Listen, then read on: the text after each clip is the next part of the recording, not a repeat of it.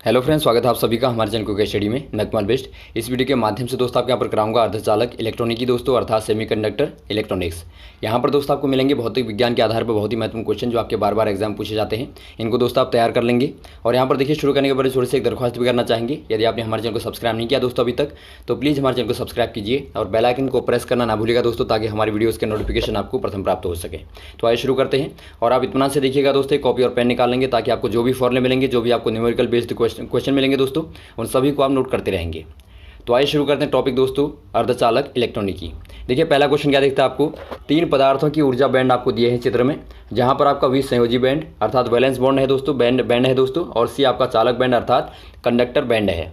तो आपको इनमें से पहचानना है कि आपके किस प्रकार के हैं, आपका चालक कौन है, अर्धचालक कौन है और कुचालक कौन है। दोस्तों यहाँ पर देखिए, आपको पता होगा कोई भी सॉलिड जब बनता है दोस्तों, कोई भी आपका ठोस बनता है, तो ठोस बनने में दोस्तों क्या होता है, बहुत सारे एटम मिलते हैं। अर्थात यहाँ पर देखिए आपका अलग अलग प्रकार के एटम मिलेंगे दोस्तों।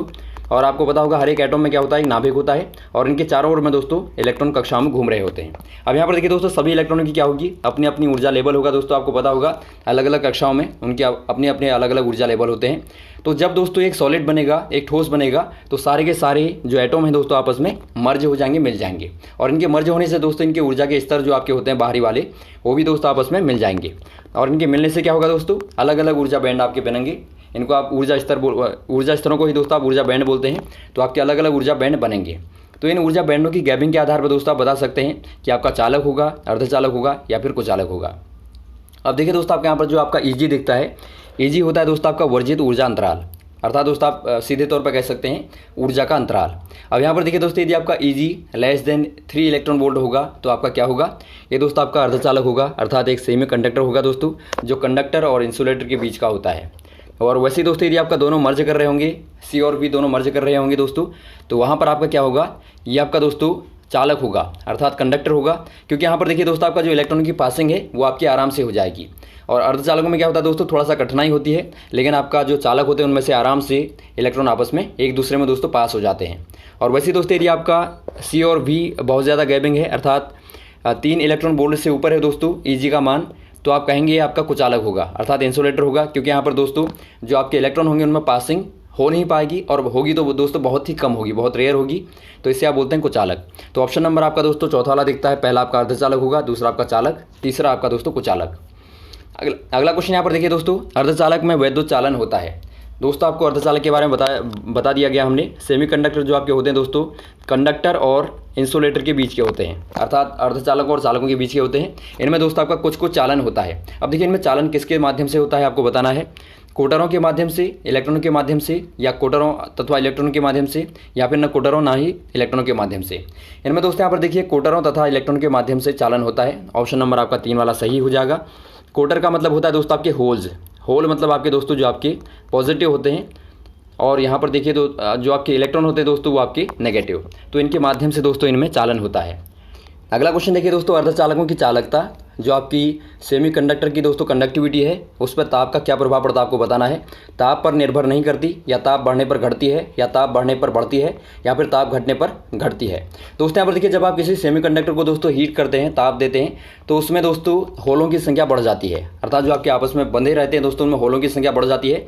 इससे क्या होता है, इसकी चालकता बढ़ जाती है। तो आप कहेंगे दोस्तों इनकी चालकता ताप बढ़ाने पर बढ़ जाती है। और यदि आपका प्रतिरोध आएगा दोस्तों, यदि आपका रेजिस्टेंस आएगा, तो अर्धचालक का दोस्तों प्रतिरोध क्या होता है, ताप बढ़ाने पर कम हो जाता है। तो दोनों ही क्वेश्चन आपको महत्वपूर्ण हैं, दोनों आपको याद रखने हैं। कंडक्टिविटी बढ़ेगी दोस्तों, तो वहाँ पर आपका ऑब्वियस है कि आपका जो प्रतिरोध होगा, जो रेजिस्टेंस होगा, वो आपका कम हो जाएगा। लेकिन चालकों में दोस्तों इसका विपरीत होता है, वहाँ पर आप ताप बढ़ाते हैं दोस्तों तो आपका चालकता कम हो जाती है। अगला क्वेश्चन देखिए दोस्तों, परम शून्य ताप पर शुद्ध जर्मेनियम का क्रिस्टलीय व्यवहार कैसा होता है। दोस्तों यहाँ पर देखिए, शुद्ध जो आपका जर्मेनियम होता है दोस्तों, वैसे आप देखें तो जर्मेनियम का नेचर होता है दोस्तों अर्धचालक की भांति, अर्थात एक सेमीकंडक्टर होता है। लेकिन आप परम शून्य ताप पर, अर्थात दोस्तों आप 0 केल्विन पर देखें तो इसका नेचर दोस्तों, शुद्ध जर्मेनियम का नेचर कैसा होगा, या आपका पूर्ण चालक की भांति होगा, या पूर्ण कुचालक की भांति, या फिर अर्धचालक की भांति, या इनमें से कोई नहीं। ये दोस्तों आपका यहाँ पर देखिए पूरी तरह से अचालक अर्थात दोस्तों इंसुलेटर की भांति व्यवहार करता है। तो ऑप्शन नंबर आपका 2 वाला सही हो जाएगा दोस्तों। अगला क्वेश्चन यहाँ पर देखिए, किसी n प्रकार के अर्धचालक में आवेश वाहक होता है। दोस्तों यहाँ पर देखिए, जो आपके n टाइप सेमीकंडक्टर होते हैं दोस्तों, आपको पता होगा 2 प्रकार के होते हैं। एक आपके n टाइप होते हैं दोस्तों, एक आपके p टाइप होते हैं। n टाइप में दोस्तों आपका मेजॉरिटी किनकी होगी आपको बताना है। जो आपके आवेश वाहक होते हैं दोस्तों मुख्य रूप से क्या होते हैं, केवल इलेक्ट्रॉन होते हैं, केवल कोटर होते हैं, या फिर दोनों अल्प संख्या में इलेक्ट्रॉन और अधिक संख्या में कोटर, दोनों अधिक संख्या में इलेक्ट्रॉन तथा अल्प संख्या में कोटर। इसमें दोस्तों यहाँ पर देखिए होने को तो दोनों होते हैं, लेकिन यहाँ पर देखिए दोस्तों आपका जो मेजॉरिटी होती है, जो आपकी अधिकता होती है दोस्तों, वो इलेक्ट्रॉनों की होती है। तो यहाँ पर आप कह देंगे दोस्तों जो आपके अधिक संख्या में होते हैं वो आपके इलेक्ट्रॉन होते हैं, लेकिन अल्प संख्या में आपके कोटर होते हैं, होल होते हैं। तो ऑप्शन नंबर आपका चौथा वाला सही हो जाएगा। अगला क्वेश्चन देखिए दोस्तों, n प्रकार के अर्धचालक में अल्पसंख्यक आवेश वाहक होते हैं। अल्पसंख्यक कौन होंगे दोस्तों? अल्पसंख्यक इनमें आपने अभी देखा दोस्तों आपके होल होते हैं, तो आपके होल दोस्तों आपके अल्पसंख्यक हो जाएंगे, और जो आपके मेजर हो जाएंगे दोस्तों, जो आपके बहुसंख्यक होंगे वो आपके इलेक्ट्रॉन होंगे। तो ये आपको पता होना चाहिए। और इसी के विपरीत दोस्तों आपका जो पी टाइप होते हैं उनमें आपका अपोजिट होता है, वहाँ पर आपका होल ज़्यादा होंगे और ई दोस्तों इलेक्ट्रॉन आपके कम होंगे। अगला क्वेश्चन है कि दोस्तों शुद्ध सिलिकॉन के एन टाइप अर्धचालक बनाने के लिए उसमें अवद्रव्य पदार्थ मिलाते हैं। दोस्तों यहाँ पर देखिए आपको पता होगा जब आप एन टाइप अर्धचालक बनाते हैं दोस्तों, एन टाइप सेमीकंडक्टर बनाते हैं, तो उसमें दोस्तों आप इम्प्योरिटी मिलाते हैं। इम्प्योरिटी अर्थात दोस्तों आप अवद्रव्य कहते हैं, इसे अशुद्धि कहते हैं दोस्तों आप बेसिकली। तो इनको मिलाने से क्या होता है दोस्तों, आपके अर्धचालकों की चालकता बढ़ जाती है। तो कभी क्वेश्चन आता है दोस्तों आपका डोपिंग किसे कहते हैं? डोपिंग दोस्तों जब आप एक शुद्ध अर्धचालक में अशुद्धि को मिलाते हैं तो उसकी चालकता बढ़ जाती है, तो उसी को दोस्तों आप डोपिंग कहते हैं, उसी को दोस्तों आप यहाँ पर अवद्रव्य मिलाना कहते हैं। अब यहाँ पर देखिए आपको बताना है कि एन टाइप में आप दोस्तों क्या मिलाते हैं। एन टाइप बनाने के लिए आप क्या मिलाते हैं? सिलिकॉन में दोस्तों आप क्या मिलाएंगे? सिलिकॉन का आपका एटॉमिक नंबर आपको पता होना चाहिए 14 होता है। तो इसमें आप क्या मिलाते हैं? इसमें दोस्तों यहाँ पर देखिए एल्यूमिनियम को मिलाएंगे, लोहे को मिलाएंगे, बोरोन को मिलाएंगे, या फिर एंटीमनी को मिलाएंगे। इसमें दोस्तों यहाँ पर देखिए आप क्या मिलाते हैं। पहले आप सिलिकॉन का यदि आप कन्फिगरेशन करें दोस्तों तो आपका 2, 8, 4 होता है। तो यहाँ पर देखिए दोस्तों जब आपको एन टाइप बनाना होता है तो आपको पता है यहाँ पर आपकी मेजॉरिटी किन की होती है? इलेक्ट्रॉनों की। तो यहाँ पर देखिए आपके 4 दोस्तों आपके आखिरी क्लास में हैं, तो आपको कितने मिलाने पड़ेंगे? आपको दोस्तों 5 वाला मिलाना पड़ेगा। जब आप 5 वालों को मिलाएंगे दोस्तों तो आपके 4 बराबर हो जाएंगे, बैलेंस हो जाएंगे, लेकिन आपका 1 इलेक्ट्रॉन दोस्तों बच जाएगा जो आपका मुक्त रूप से आज़ाद रहेगा, और ये दोस्तों आपका आवेश का वाहन करेगा। तो आप कह सकते हैं दोस्तों आप पेंटावैलेंट को मिलाएंगे। पेंटावैलेंट मतलब दोस्तों आपकी इसे आप बोलते हैं पंचसंयोजी तत्व। पंचसंयोजी मतलब दोस्तों वहाँ पर देखिए आपके आखिरी क्लास में क्या होंगे? 5 इलेक्ट्रॉन होंगे। तो आपका दोस्तों एंटीमनी में आपके 5 होते हैं आखिर में, तो ऑप्शन नंबर आपका चौथा वाला सही हो जाएगा। या तो आप दोस्तों एंटीमनी मिलाएंगे या फिर आप दोस्तों आर्सेनियस को भी मिला सकते हैं। इसमें भी दोस्तों आपके आखिर में 5 होते हैं, तो इसको भी दोस्तों आप मिला सकते हैं। आप कहेंगे दोस्तों आप पेंटावैलेंट को मिलाएंगे। अगला क्वेश्चन देखिए दोस्तों, एन टाइप अर्धचालक में वैद्युत चालन का कारण होता है। आपको बार बार बताया जा चुका है दोस्तों, एन टाइप में जो आपका सेमीकंडक्टर में जो आपका चालन होता है वो आपका इलेक्ट्रॉन होगा, कोटर होगा, प्रोटॉन होगा, पोजिस्ट्रॉन होगा। ये दोस्तों आपके यहाँ पर होता है इलेक्ट्रॉन। ऑप्शन नंबर आपका 1 वाला सही हो जाएगा। अगला क्वेश्चन देखिए दोस्तों, कोटर अर्थात छिद्र अधिक संख्यक आवेश वाहक होते हैं। किन में होते हैं दोस्तों? नए अर्धचालक में, या एन प्रकार के अर्धचालक में, या पी प्रकार के अर्धचालक में, या फिर धातुओं में। ये दोस्तों यहाँ पर देखिए पी प्रकार के अर्धचालकों में आपके कोटर होते हैं दोस्तों। इनमें क्या होता है? इनमें आपके होल से बचते हैं दोस्तों, और होल क्या करते हैं? चालन करते हैं। तो यहाँ पर आपके बहुसंख्यक क्या होंगे दोस्तों? आपके होल होंगे, और अल्पसंख्यक में आप कह सकते हैं इलेक्ट्रॉन दोस्तों। अगला क्वेश्चन देखिए दोस्तों, पी प्रकार का अर्धचालक बनाने के लिए शुद्ध जर्मेनियम में मिलाया जाने वाला अपद्रव्य क्या है?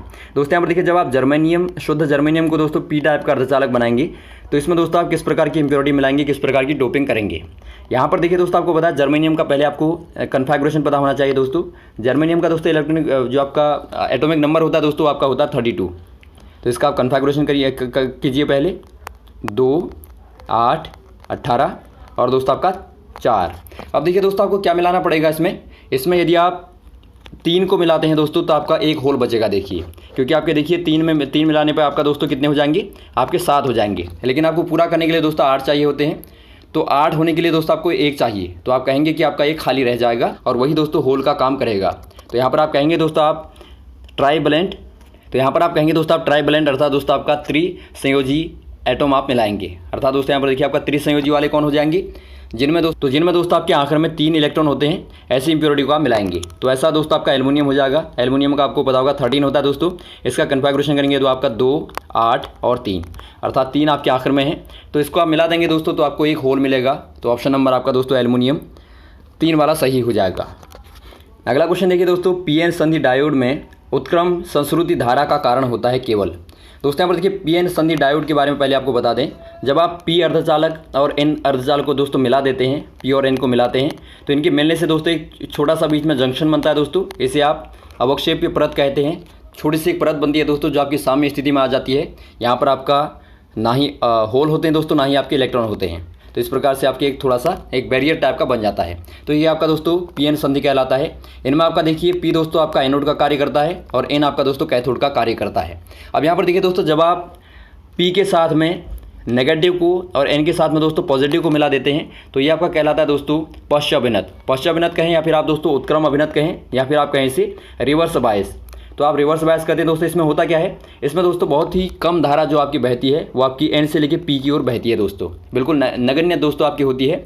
तो ये दोस्तों आपके यहाँ पर कहलाता है उत्क्रम धारा। अब यहाँ पर देखिए इनमें से कौन सा वाला हो जाएगा, अल्पसंख्यक वाहक या बहुसंख्यक वाहक या ग्राही आयन या दाता आयन।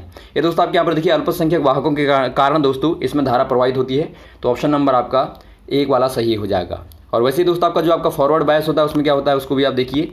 इसमें दोस्तों आप सिंपल इस प्रकार से लेते हैं, ये आपका दोस्तों पी होता है, ये आपका एन होता है। इसमें दोस्तों आप यहाँ पॉजिटिव मिला देंगे, जोड़ देंगे टर्मिनल, और यहाँ पर आपका नेगेटिव। तो इससे दोस्तों आपका फॉरवर्ड बायस बन जाएगा, अर्थात दोस्तों आपका एक अग्रगामी अभिनत बन जाएगा। अगला क्वेश्चन देखिए दोस्तों, पीएन संधि डायोड में अवक्षय परत में होता है। अब दोस्तों यहाँ पर देखिए अभी हमने जो जिक्र किया था इस प्रकार से आपका पीएन संधि डायोड बनता है दोस्तों पी और एन का, और बीच में दोस्तों आपकी अवक्षय परत होती है। यहाँ पर आपके ना ही दोस्तों आपके होल होते हैं ना ही आपके इलेक्ट्रॉन होते हैं, अर्थात दोस्तों ये न्यूट्रल होता है। तो यहाँ पर आप क्या कहेंगे, केवल कोटर होते हैं, केवल इलेक्ट्रॉन होते हैं, या फिर इलेक्ट्रॉन तथा कोटर दोनों होते हैं, ना इलेक्ट्रॉन ना ही कोटर।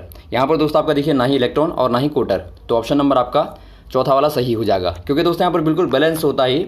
और जब आप दोस्तों इनको चालक में बदलते हैं दोस्तों, अर्धचालक में बदलते हैं, तो इसके लिए क्या करते हैं आप बैटरी लगाते हैं दोस्तों। और बैटरी लगाने से क्या होता है, इनमें आप एक पोटेंशियल अप्लाई करेंगे, उससे दोस्तों ये बैनर टूटेगा, उसके बाद यहाँ पर आपका चालन शुरू होता है। अगला क्वेश्चन देखिए दोस्तों, आपको बताना है जर्मेनियम डायोड की प्राचीर विभव क्या होगा। प्राचीर विभव का मतलब पहले आप समझिए दोस्तों। प्राचीर विभव वही होता है दोस्तों आपका जो आपका बीच का बैनर को तोड़ने वाला विभव होता है। पीएन आपने लिया, यहाँ पर डायोड लिया बैनर, उसे आप प्राचीर विभव कहते हैं। तो यहाँ पर देखिए दोस्तों आपका जर्मेनियम डायोड में आपका क्या होता है, इसमें दोस्तों लगभग अप्रोक्सीमेटली दोस्तों 0.3 वोल्ट पे दोस्तों प्राचीर विभव होता है। तो ऑप्शन नंबर आपका दोस्तों दूसरा वाला सही हो जाएगा। तो दोस्तों ये रहे आपके महत्वपूर्ण क्वेश्चन दोस्तों पार्ट नंबर 1 के। इसके बाद दोस्तों आपको पार्ट नंबर 2 में बचे हुए क्वेश्चन को बताएंगे। वहाँ पर दोस्तों आपको मिलेंगे बाइनरी नंबर्स के क्वेश्चन दोस्तों, और आपके गेट वाले क्वेश्चन भी आपको मिलेंगे जो आपके बार बार एग्जाम पूछे जाते हैं। तो उनको भी दोस्तों आप देखेंगे पार्ट नंबर 2 में। तो हमारे साथ भी बने रहेगा दोस्तों। और यदि आपको वीडियो अच्छा लगा हो तो आप ज़रूर लाइक करें, शेयर करें, सब्सक्राइब करें चैनल को, ताकि दोस्तों हमारे वीडियोज़ आपको मिलते रहें। Okay, thanks. जय हिंद, जय भारत।